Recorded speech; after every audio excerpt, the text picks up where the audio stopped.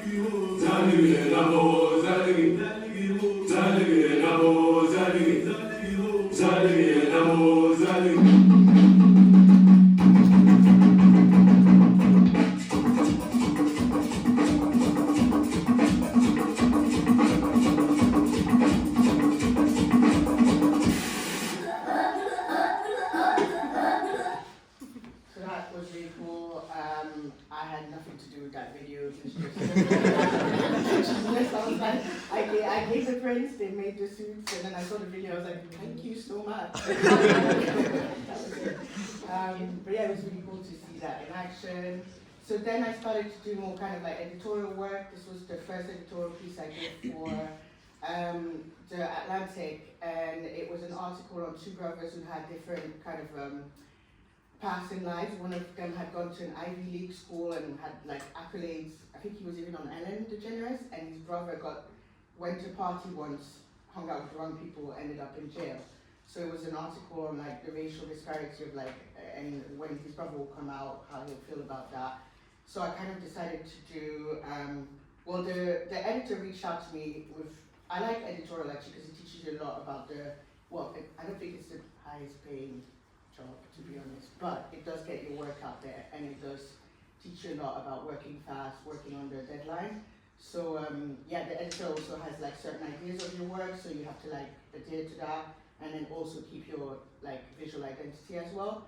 So this is what I came up with for them, and it was really nice because I actually got a message from the brother in the Ivy League school, and he was like, thank you so much for doing that for me and my brother, which was really sweet. And then this is the first multiple image editorial I did for One World magazine, and it was basically after George Floyd had died, and it was multiple different articles. They were doing a special racism issue, and the one on the far left is about an interracial couple, and the trials and tribulations they come across as living as an interracial couple, And then this was a piece on how Europe needs to like admit to its slavery and past in slavery. And the top one was a Black Lives Matter activist. And this was really fun. And they wanted like a lot of same thing, bright colors that I used. So I kind of went a bit crazy on that. This was really cool because this was a project for Riverhead Books. And they kind of, they had this book coming out, I forgot the name of the author, but it was called, I think it's called Little Family, and it was about children living in like this barren land who don't have any, like, who did not have any parents.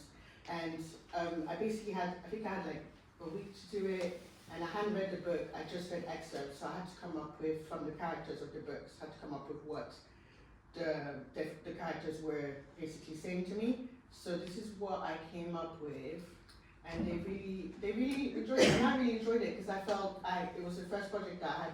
They said they just wanted me to have creative freedom, and I felt like that just kind of gave me so much confidence that I kind of went a little bit like, you know, crazy with everything with the colors and textures. And this, I'm quite thankful for this project because I submitted it into the Faber and Adeline prize, which helps like minorities get basically their first book deal, and I actually won the prize, which I was quite shocked about, and ended up because it was quite a lot of people, and it's crazy, and ended up doing a book for my first book for on the Faber for Jeffrey Boache's musical Truth, a musical history of modern Black Britain in 28 songs.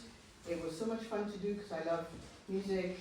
I love all those artists, Craig David, Sade, Nina Sherry, Skunk Nancy. So it was really cool to just have a book. I think it was about 30 illustrations, black and white inside. So it wasn't too, I feel like black and white is like doable. And then the covers and the end pages as well I designed, which you can see in the back is the end pages. That was a really cool, first like book project to do. And then that gave me my second book project, which was the same author. The next day they reached out to me to do musical world, which was more kind of like general world music. And yeah, this is the cover, and then the inside was basically just each chapter like a black and white illustration at the top. So that was, and then another book series that I'm quite happy that I did was Rebel Voices by Penguin. They reached out to me to do, for I think it was International Women's Day, and we had to do, I had to do, illustrate these classics. So Earthsea, Wrinkle in Time, Chinese Cinderella, The Other Side of Truth, Roll of Thunder, Hear My Cry, and I Captured a Castle. And some of them I hadn't read as well. I had to just kind of just read about the books. Earthsea I hadn't read yet.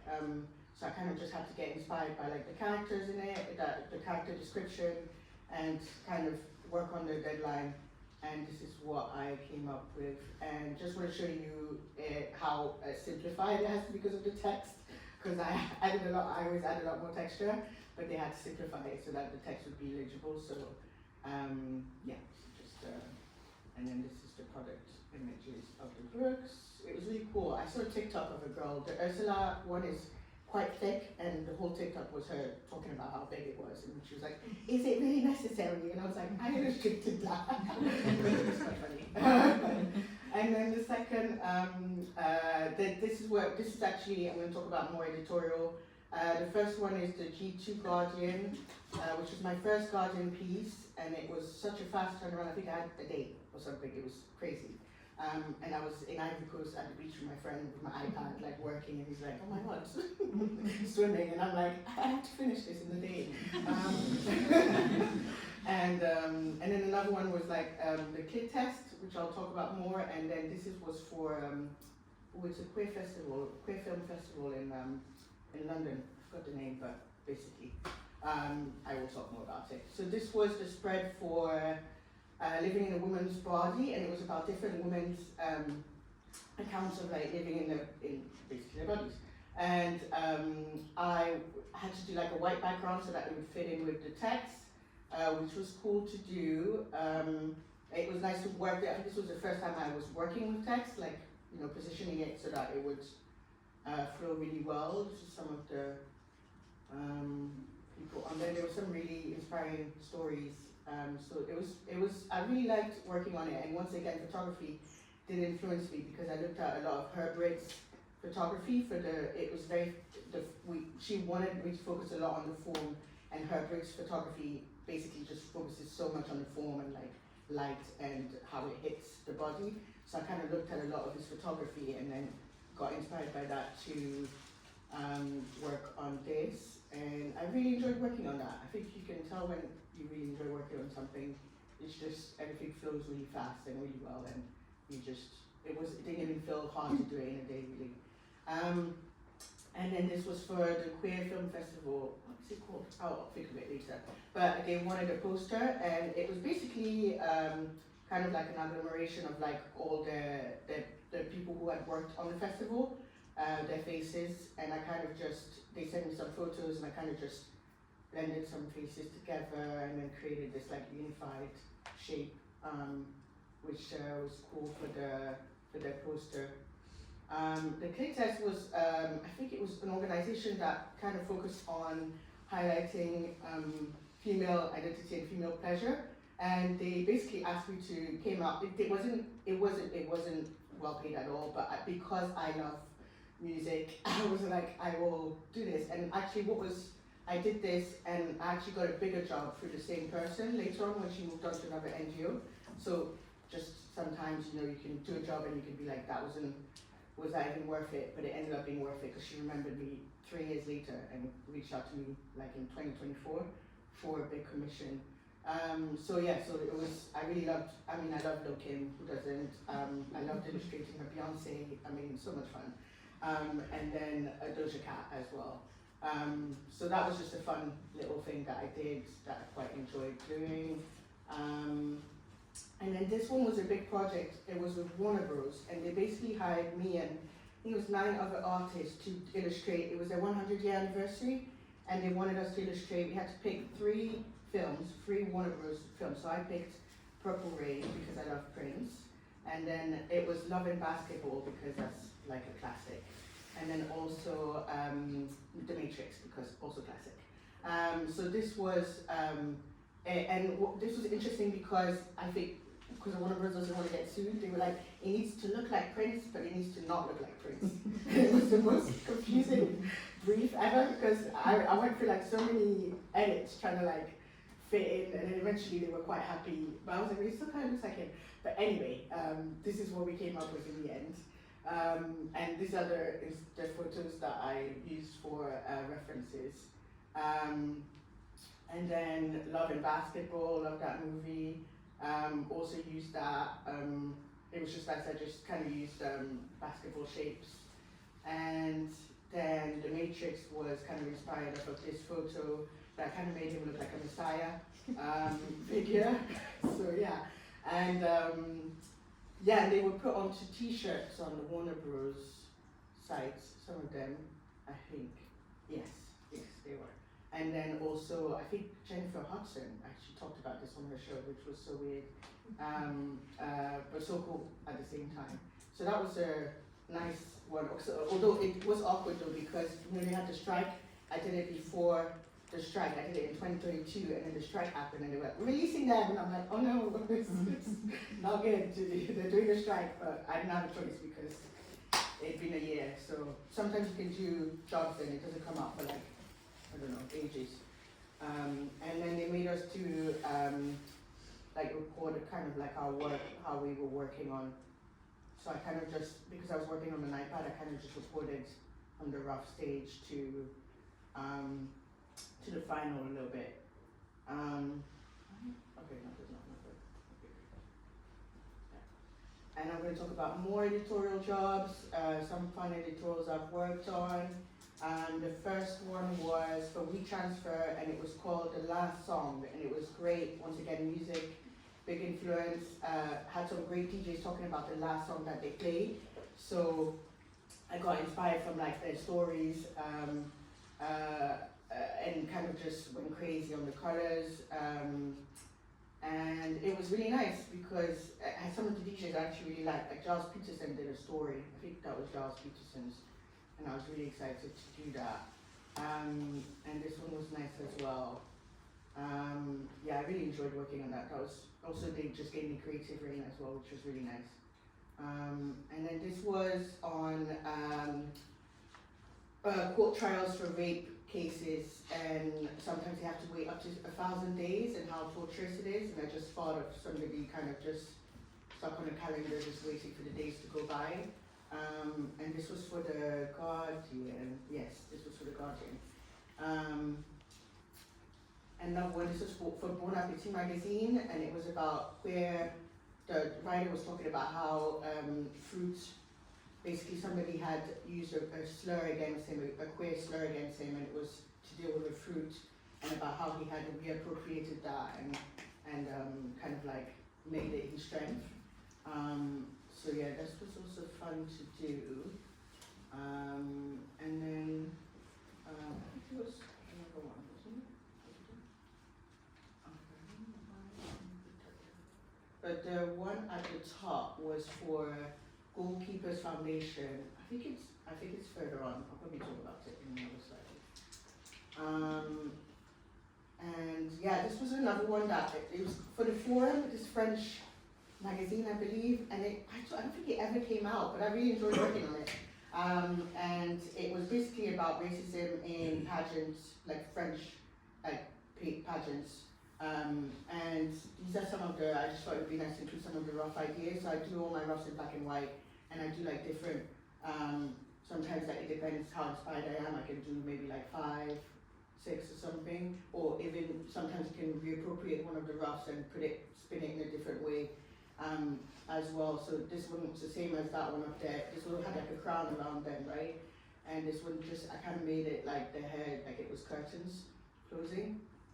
And then this was kind of like about identity, split identity, and they focused on the last one, just split identity, which ended up being, this was more roughs of kind of that. And yes, this is the one that I was talking about, Goalkeepers Foundation. It was a portrait of the first, the Moroccan, the first woman to open a Moroccan NGO that dealt with human trafficking, and they wanted a portrait of her, and she had this fantastic quote which got reposted a lot because, I mean, it makes sense. Like why would you deny everything to anyone really? So yeah, this was also fun as well to work on. This was for Nagadi, which was a black-owned French magazine, and they wanted a poster for the launch, and I did that, and it was quite nice, and yeah, quite fun to work on as well. This was for 4 Seasons magazine, and I really enjoyed that because they incorporated more landscape. The first one was about identities and different layers and about her identity and how identity can be fractured, but it can also make you whole.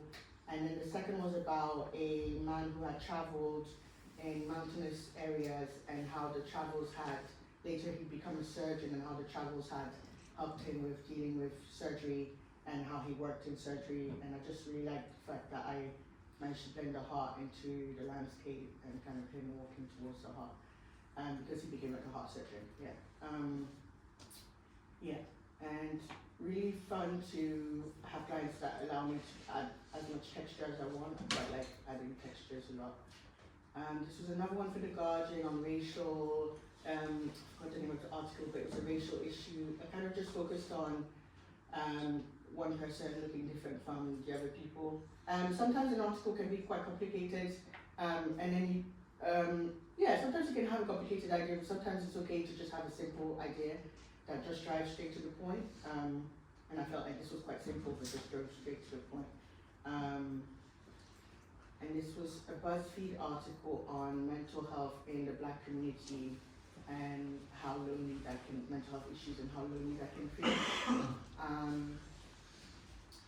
Yeah, so that was also cool editorial. This is just pictures that 2 pictures that I like that I just threw in there. These are not editorials or anything, this is just me having fun.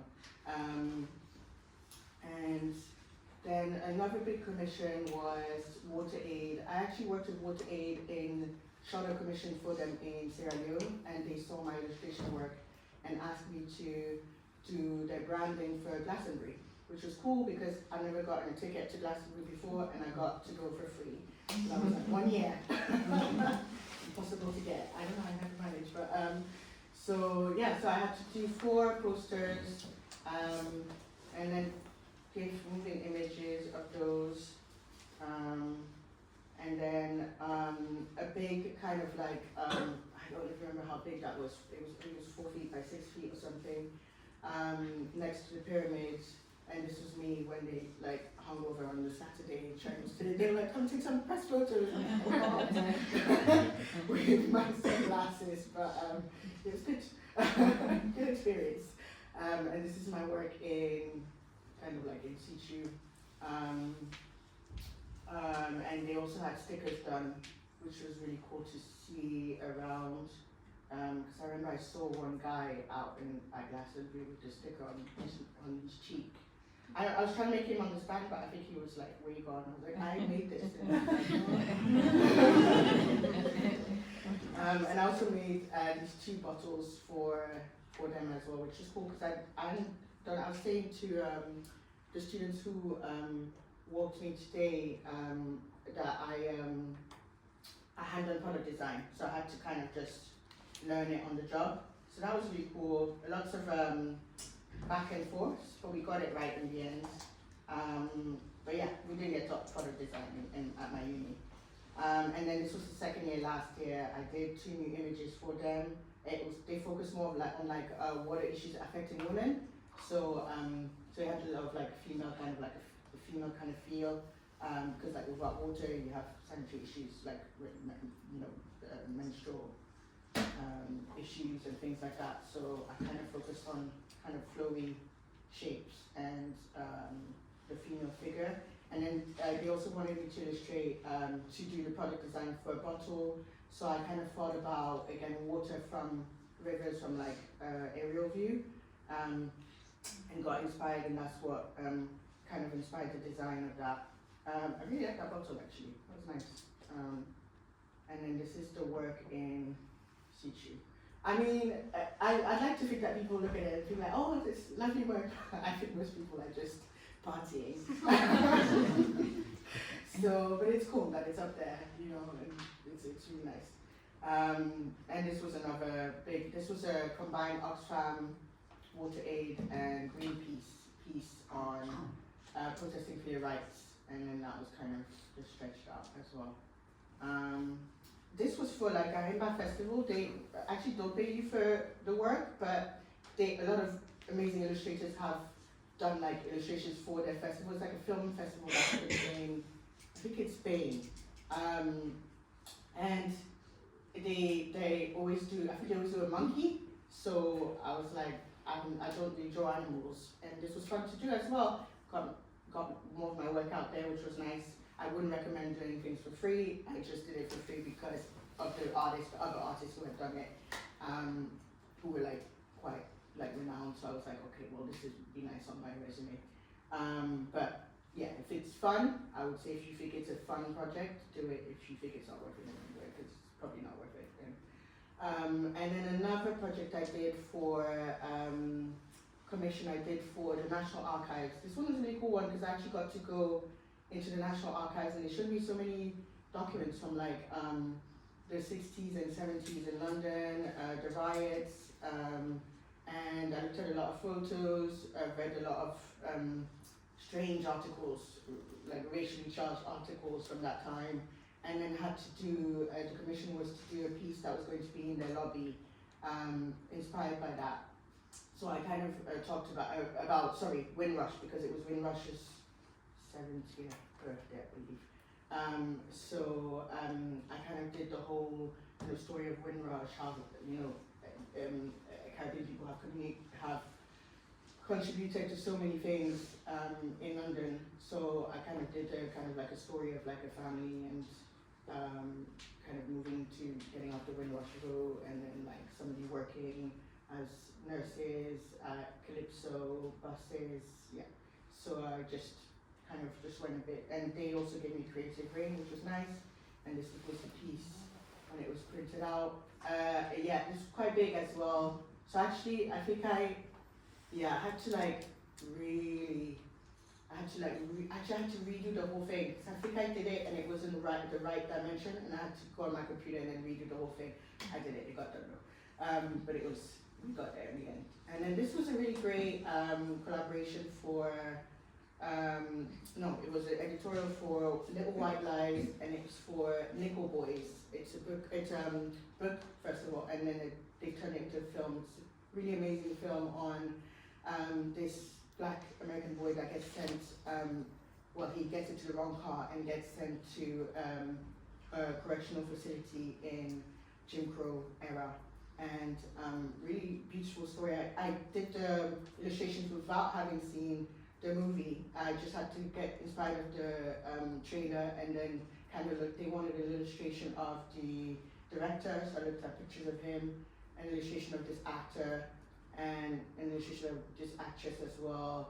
And thankfully it actually really fit into, when I watched the movie, it actually all worked out, because I think the trailer was quite descriptive as to how the movie was, like kind of like magical feel. And it's all filmed from like first person point of view.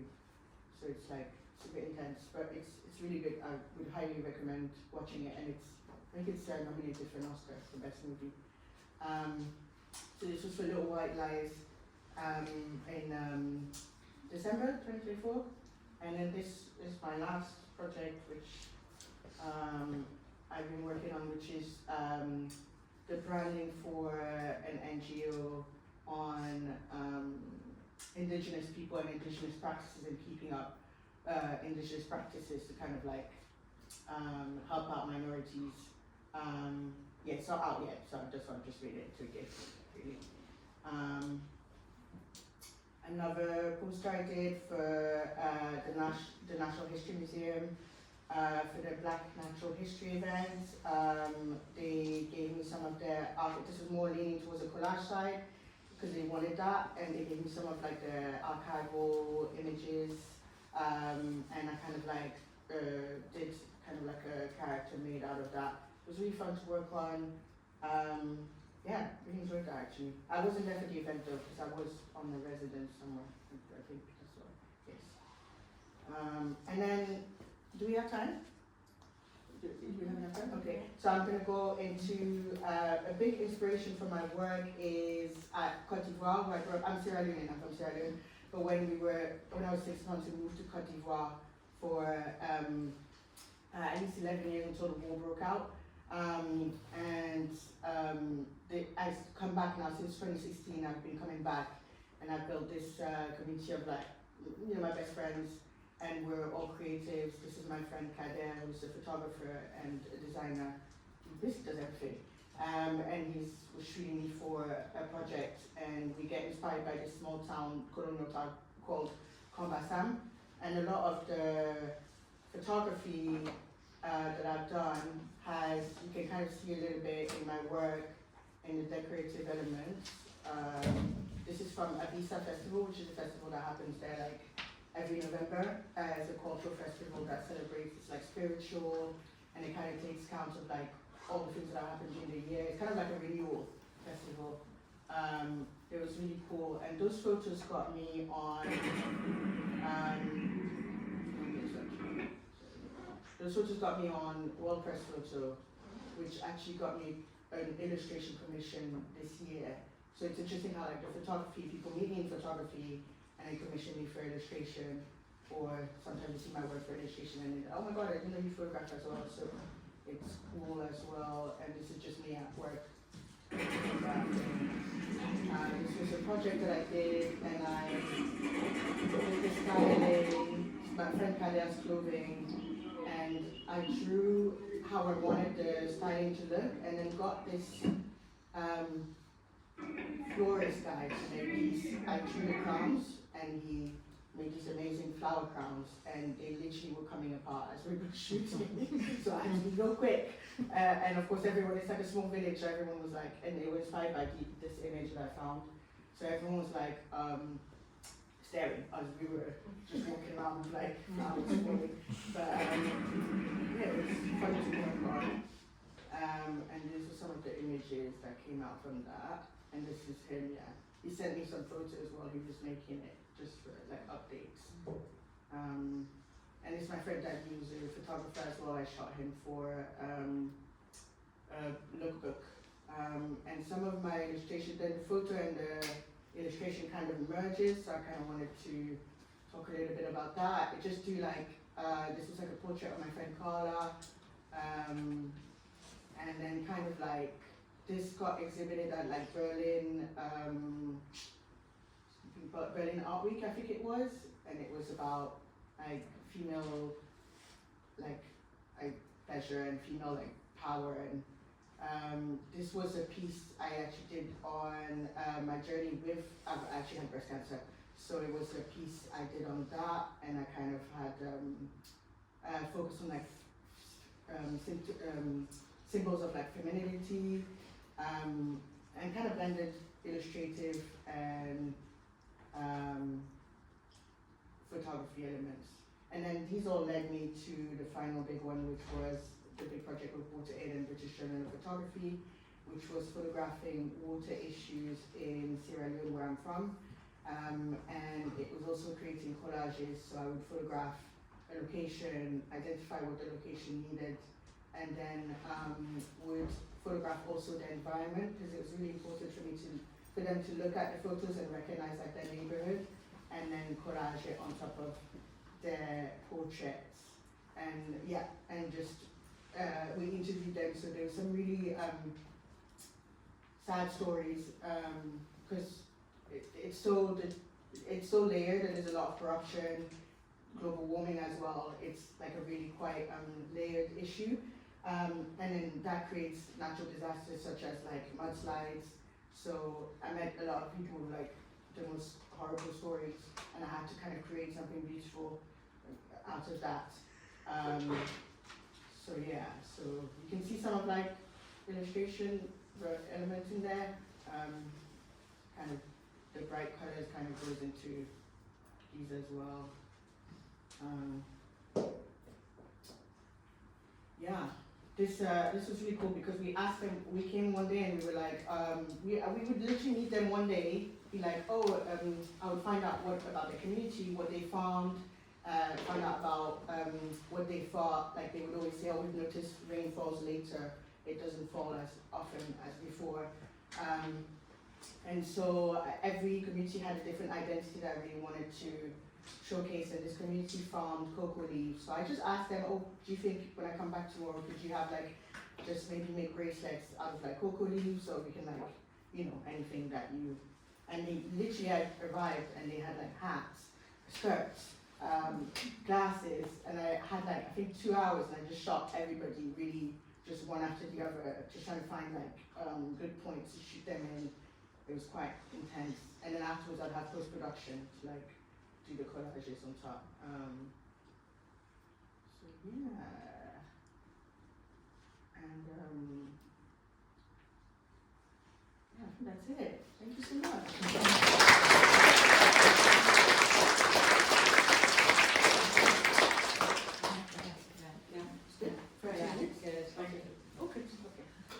Are you happy to take some questions? Oh yeah. Yeah. Yeah. Have we got any questions? Yeah. Do you work with an agency, or do you find you work yourself, and how do you put your work out there? So at the moment I work by myself, but between 2021, I think around 2021, I had one small agency that I worked with, but it didn't work out.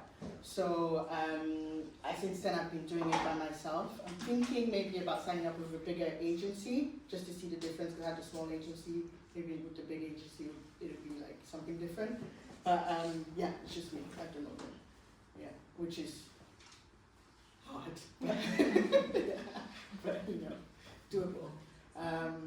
Yeah. Do you prefer working with like digitally through collage, or do you like that hands-on approach? With collage, I have tried the hands-on, but I feel like digitally it just slides in better for me. I don't know.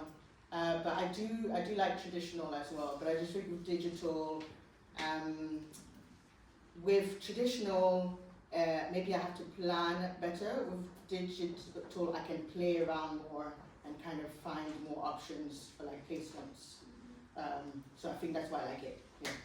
Yeah. Kind of following up on one of the previous questions, since you kind of work for yourself and you don't have an agency, do you find that the best way to kind of get business and get yourself out there is self-promotion, or do you have... Self-promotion, you have to keep posting. I think it changes every year, because now I'm seeing with Instagram as well, the way it's moving to more video work, you also have to become like a video person as well, which I'm working on. But yeah, self-promotion, emailing past clients, emailing new clients. One good advice that my mentor from the AOI told me is that actually editors are on Instagram, and they are looking on Instagram all the time for illustrators that they want to work with. So I always make sure when I do illustrator job to post the editor, because I find editors for other illustrators posting, oh, thanks to, for example, and actually you can just message them. And so I really like the work that you've done with this person. I think it really goes well with the kind of work that I do.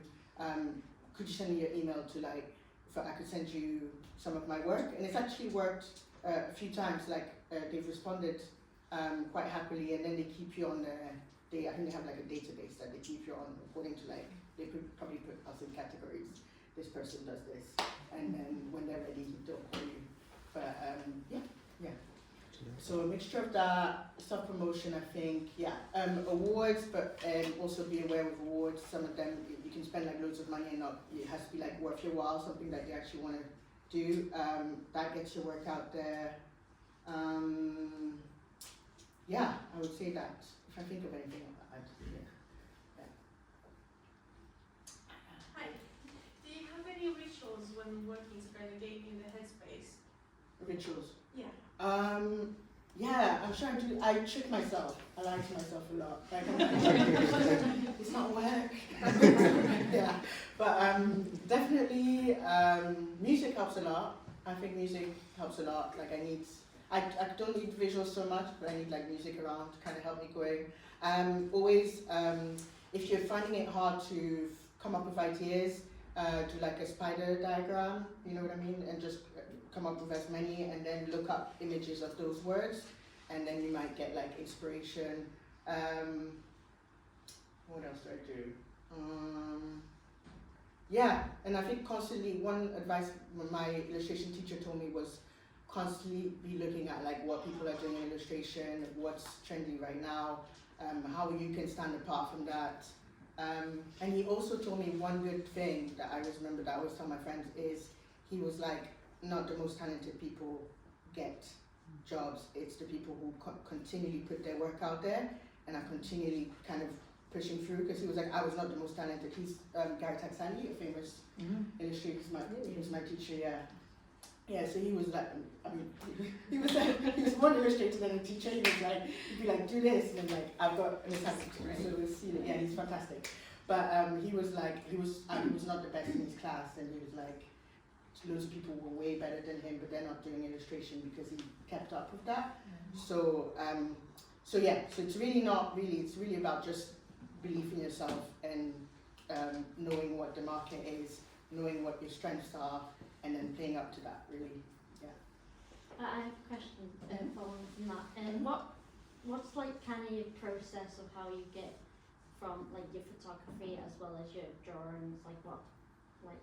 How do you get there and stuff like that? The photography, I think a lot of it is inspired by when I lived in Côte d'Ivoire.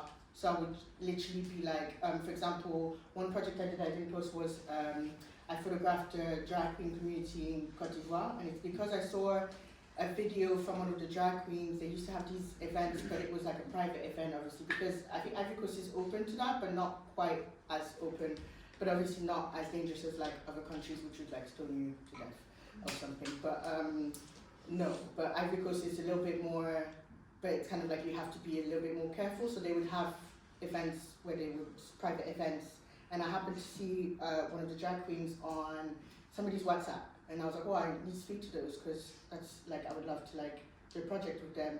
And then just met them and decided to do a project where they would come up with their own costumes. I think they picked the theme of royalty, and I shot them in the botanical garden in Ivory Coast, and I actually had a security guard just in case people felt funny because they were basically half naked with like loads of spray paint all over. But then people were just coming up trying to take pictures. They're like, genie, they thought they were genies, and I was like, oh, okay, they're trying to explore. Okay, I was like, sure. So those like things like that, my interest. I'm queer, so that interests me. I'm black. I do projects about that. Racism, I do projects about that, and then. Yeah, and my illustration, yeah, it's basically what you're interested in. I love like fashion imagery, so that's how I started at first doing like the fashion imagery, and then it kind of went into different things. Yeah, so I think it's just about knowing what your interests are and who you are and what you've got to say. And it's always good. People say, oh, you shouldn't pigeonhole yourself, but it's good to come up with like parameters of what your work is about, and then you can always change that anyway, regardless. People, you can change your mind, whatever. I could go tomorrow and be like, I'm gonna do a series on like punk, you know, the punk community in England, and they'd be like, what's that got to do with it? Well, is it nice? You know what I mean? So you can, yeah, you can pretty much just, yeah, do that. Okay. What's your preferred digital program to use for your collage? Yeah, digital. Yeah, yeah. What's your preferred program? Oh, Photoshop. We really easy to use. And then, yeah, and I use Procreate as well. Procreate's good, straightforward. I like that it records what you're doing. So if the client wants like a video of what you're doing, it's easy to send. And then it's easy to send also from, you're doing a Procreate, you just save it in your photos and then you send it to the client on email. So it's just like faster. Before I used to draw traditionally, scan it, which I still do sometimes, and then add, you know, color digitally and maybe add inks here and there. But I think Procreate sped up a lot more my process and working digitally as well. But I think there's like a resurgence in analog now with the rise of AI. So I feel like I've just even gotten a studio now to get back into painting. So to mix the two together, you work. The digital then. Once it's printed out, you then... Oh, no, I haven't done that, but I did used to. The only thing I used to do before was draw and then add ink and then scan it and then add some more colour on digitally. But it would be cool to do that as well, yeah.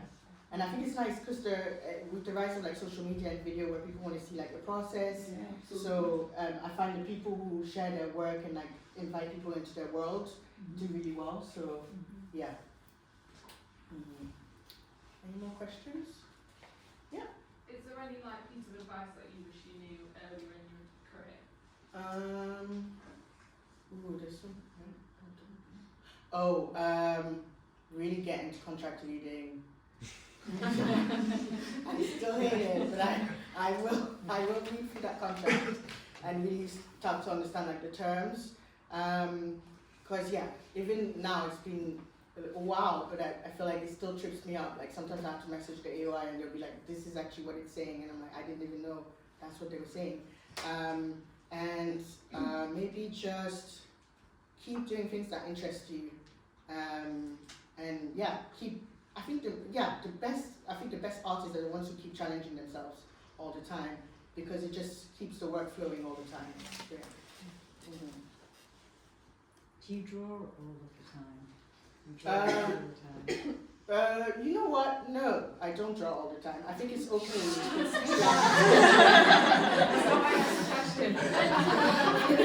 I draw a lot. I go through spaces, but there are times you need rest as well as a creative, because I did go through a period where I was overworked, and I just, after that project killed me, and I came out and I was just depleted. So I think artists, as much as we need to be going, you also need to have a rest to come up with more creative ideas, because you can't just keep churning it out. You need some rest to be like, okay, I'm gonna come up with something else new. But yes, I do draw a lot. I support that. Yes. But not every day. Not every day. No, I wish I was that person, but no. Yes, I encourage it though. Any more questions? Oh, yes. Oh, hello, yes. Hi, how often do you recommend posting on your social media? You know, I'm not even the best person because I'm really bad, and I fight about this. Me and my best friend, she's a photographer, we're both like, we're so private, but I really need to be posting more. I'm trying to incorporate more video as I post as well. I'm not the most comfortable person in front of a camera. I don't know how people get onto a camera and they're like, hey guys. But if you can do that, if you have got that, I highly suggest, because I feel like that really gets your work out there. But yeah, I would say post a lot. Yeah, that's my advice. Yeah, on foot. Come up with, I don't know, you could be posting like a little rough drawing that you did today. Also, like according to like Valentine's Day happened, so you post like a Valentine's Day. That is also a way to get like your work out there, because there's always going to be, there's Easter coming up, there's always going to be something to celebrate, so it's nice. That also builds like a portfolio as well, without you even like trying too hard, and just puts your work out there. But yeah. Do you just use Instagram? Like, what else do you use to put your work out? I use mainly, I think Instagram's really handy still, and I think it's the most handy one. I'm on Behance, but I don't put up I need to update that. I put up some work on Pinterest, which is quite interesting, because then that gets, you know, different eyes looking at that.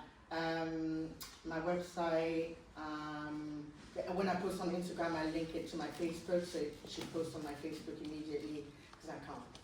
Who's on Facebook? Is anyone on Facebook? You are? Okay. Yeah. Well, I mean, so it's easy, so I don't have to go. That's like whenever I go on Facebook, it's like aunties talking about But it's nice to just have to work, like, you know, go immediately. But yeah, I think Instagram's the best one. TikTok is really good too, but I need to get on. I don't have TikTok, so that's another thing. But I just feel like TikTok will just take so much of my time, because all my friends are on TikTok obsessed. But yeah. So if you can get on TikTok, that'd be great, because I think you get your work seen more on TikTok than on Instagram, because they've come up with so many algorithms to stop your work from being seen on Instagram. Yeah. Yeah. What have you become recognized by your clients? What did you do to catch their attention? I think it was just those projects that I started by myself. Really, that got me attention, because I would always, and then I also said in the beginning, I would also say yes to, people would reach out to me, because they'd be like, they're looking for African female photographer. And because I said I'm an African female photographer, I'm interested in feminism and all I think it came up with the SEO. So I used to get a lot of people who would be like, can I do an interview? And I think that built up more SEOs all over. So then when people were looking up for like female illustrator or a female African, you know, black illustrator, I suppose, or whatever, then they'd see me. And then, yeah, the more projects you do, and then also like awards, if you win awards, it gets like more people looking at your work. Probably the books, some people find me through the books. National Archives found me through the book I did with Faber. Yeah, it just goes from different things, but I think like start off with things that you're interested in, and then that builds like a work and builds up an identity, and then and then usually people should notice if it's like a strong identity and if like it stands apart from what's in the industry. I think you've got a good chance of getting noticed. Yeah. Any more questions? No more? No. That's it. Okay, thanks again. Yeah.